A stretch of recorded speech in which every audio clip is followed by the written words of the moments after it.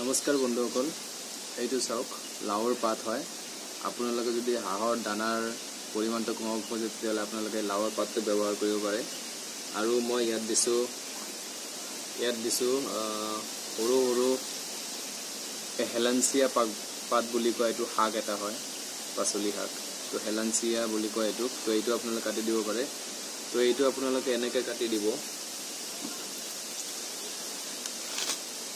এনেকৈ কাটি দি আপোনালোকে, মই অলৰেডি কাটি দিছোঁ, তাৰ কাৰণে মই আপোনালোকক দেখুৱাব পৰা নাই আৰু মোৰ ভিডিঅ' কৰা মানুহ নাই, সেইকাৰণে মই নিজে নিজে কৰিব লগা হয়। তো দুটা মিহলাই ইয়াত আপোনালোকে কিবা দিলে হ'ল, চাউল যদি মিহলাই দিব পাৰে। চাওক বন্ধুসকল, মই ইতিমধ্যে যিখিনি তৈয়াৰ কৰিছিলোঁ সেইখিনি বনাই এইটো খালী কৰি মই ইয়াত দিলোঁ।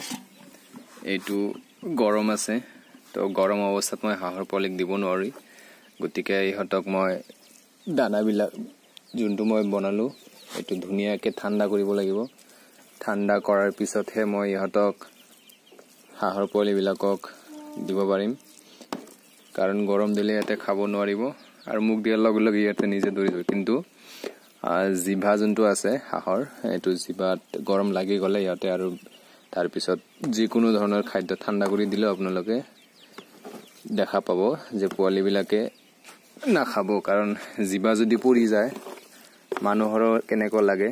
আৰু হাঁহৰ পোৱালিবিলাকতো সৰু হয়, সেইবিলাকৰ অলপ বেছি অসুবিধা হৈ যাব।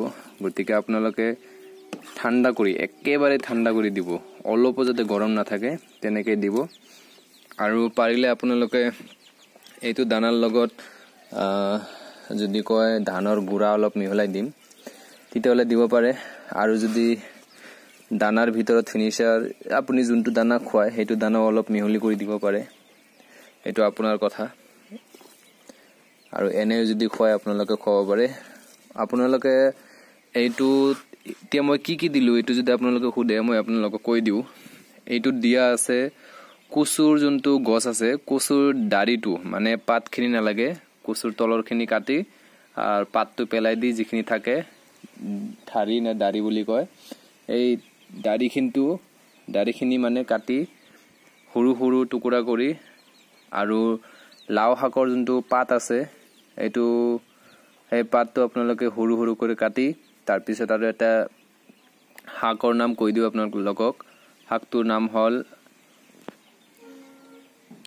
হেলেঞ্চিয়া শাক বুলি কয়। এই হেলেঞ্চিয়া শাকটো আপোনালোকে সুন্দৰকৈ কাটি আপোনালোকে আধা কেজি বা 1 কেজি 1 পোৱা যিমানখিনি আপোনালোকৰ হাঁহৰ পোৱালি আছে সেইটো হিচাপত আপোনালোকে চাউল দিব। দিয়াৰ পিছত হালকা পৰিমাণ অলপ আপোনালোকে লৱণ দি দিব। আৰু যদি আপোনালোকে পাৰে হালধি যোনটো আছে, কেঁচা হালধি আপোনালোকে অলপ গুড়ি কৰি তাতে দিব পাৰে। কেঁচা হালধি খোৱাটো হাঁহৰ কাৰণে ভাল। আৰু লৱণটো মই এইটো কাৰণত দিব কৈছোঁ, কেতিয়াবা হাঁহৰ পোৱালি খুটি কৰে, মানে এজনৰ শৰীৰ আৰু আন এজনে খাই থাকে নোমবিলাক, তো গতিকে সেইটো নকৰিব। আপোনালোকে অলপ আয়ডিনৰ কাৰণে লৱণটো মিহলাই দিব পাৰে। তাৰপিছত আপোনালোকে ধানৰ গুড়ি ল'ব পাৰে। এয়া মই ধানৰ গুড়ি লৈছোঁ, আৰু এইটো এনেকৈ মানে আপোনালোকে চিটিয়াই দি, মানে আপুনি যেতিয়া এই বস্তুটো বনাব তেতিয়াহ'লে এইটো অলপ পানী হৈ থাকে, মানে খিচিৰি টাইপৰ হৈ থাকে।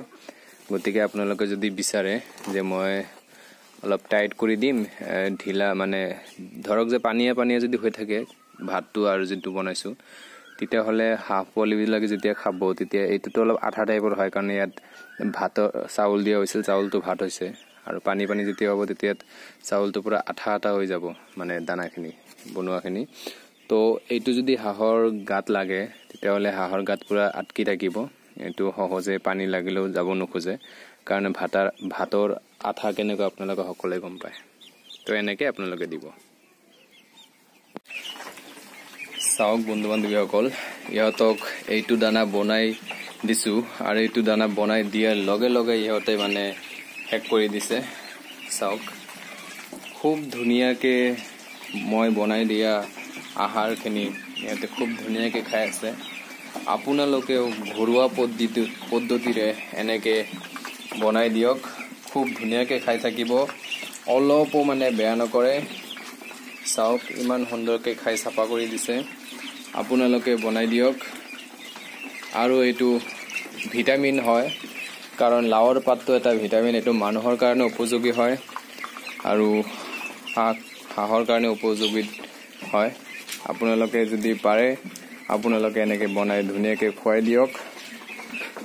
আপোনালোকৰ দিনত যদি 3 বাৰ আহাৰ দিয়ে তেতিয়াহ'লে আপোনালোকে 2 বাৰ আহাৰ দিয়ক আৰু এবাৰ আপোনালোকে এইটো বনাই খুৱাই দিয়ক। তেতিয়াহ'লে আপোনাৰ এবাৰৰ আহাৰটো বাচি গ'ল, ধৰক আপোনালোকৰ খৰচ অলপ কমি গ'ল।